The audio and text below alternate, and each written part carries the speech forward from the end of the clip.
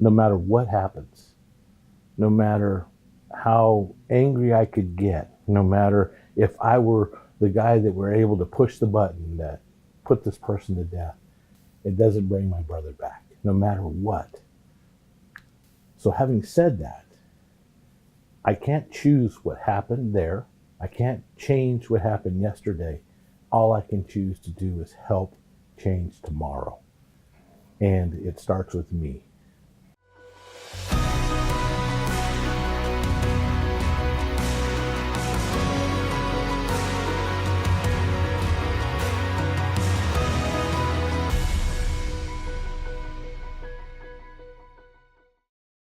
Dave, excited to have you out here, Well, finally meeting at the COPS conference out here in Chicago. I want to start by finding out a little bit more about you and why you got involved in the organization. Okay. I'm it's my 28th year as a law enforcement officer in Northern California. Hopefully within the next 2 months I'll be retired, so Congratulations. planning on walking out Christmas Eve. But COPS, I first became involved with back in 2009. I lost my platoon sergeant, Steve May. Sadly, he was involved in a vehicle collision on duty 7 years earlier in 2002, and tragically was in a coma for 7 years before he succumbed to his wounds and passed away in the summer of 2009. And in the spring of 2010, I went to Police Week. That was not the first Police Week I had been involved with or been to, but that was the first time I went to the COPS conference and got involved with some of the debriefing, counseling, and peer support groups there, and just felt comfortable. Felt hey, these people get me. Tragically, I can tell you that I've lost 8 good friends during my career, and COPS has been a huge assistance with overcoming grief and helping get through that period. I have to imagine that with your friend being in a coma for 7 years, that was essentially a 7-year grieving process. It was, especially, like I said, he was, to see his wife go through this, she was by his side daily, to see the family, you see the department evolve during this period. A lot of people came and gone, went, excuse me. It was quite a, traumatic experience in the end.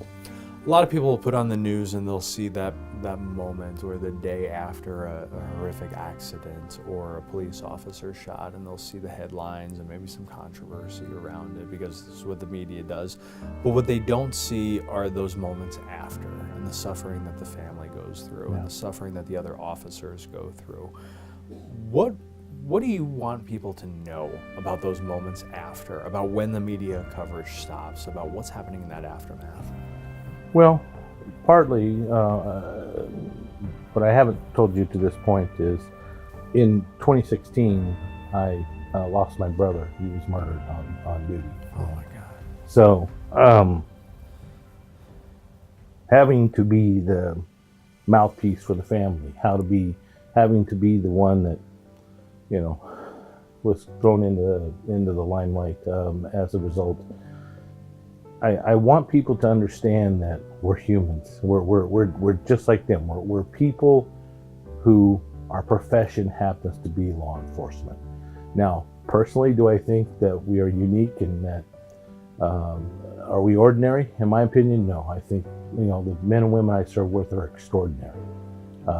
They deal with abnormal situations, and they choose to come back and deal with it again tomorrow.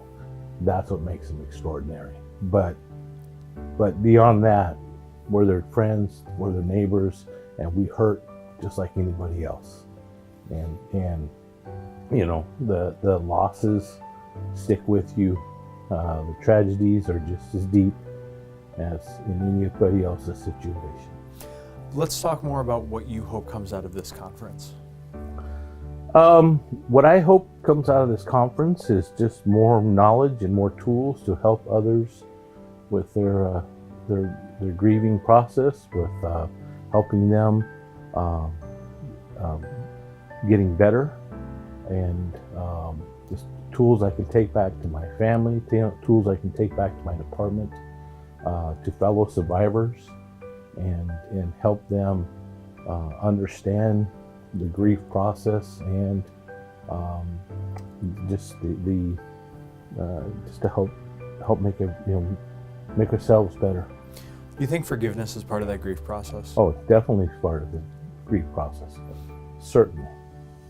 I can tell you on a personal experience, personal note, with the guy who killed my brother, no matter what happens, no matter how angry I could get, no matter if I were the guy that were able to push the button that put this person to death, it wouldn't bring Dennis back. It doesn't bring my brother back, no matter what. So having said that, I can't choose what happened there. I can't change what happened yesterday. All I can choose to do is help change tomorrow. And it starts with me. This man has already robbed me of my brother. I choose not to let him to rob me anymore of anything else. And in order for that to happen, forgiveness has to happen. That doesn't mean I don't want justice served. Of course. But I could forgive him for what he did. That couldn't have been a feeling that came immediately. No, it's not. It's not. Part of it is my transformation, being an older officer, and the last 28 years of what I've experienced. But my personal beliefs as a Christian, I believe that forgiveness is huge, and a huge component. But for my own personal well-being, I have to learn to let go. No doubt. Brother, thank you for being willing to share your story. Thank you. Guys, organizations, especially cops, go a very, very long way in helping change lives and support those who are left after a tragic loss like this. I hope that you'll take the 2 seconds it takes you to hit that share button on this video and continue to serve groups like this. Thanks for watching. God bless America.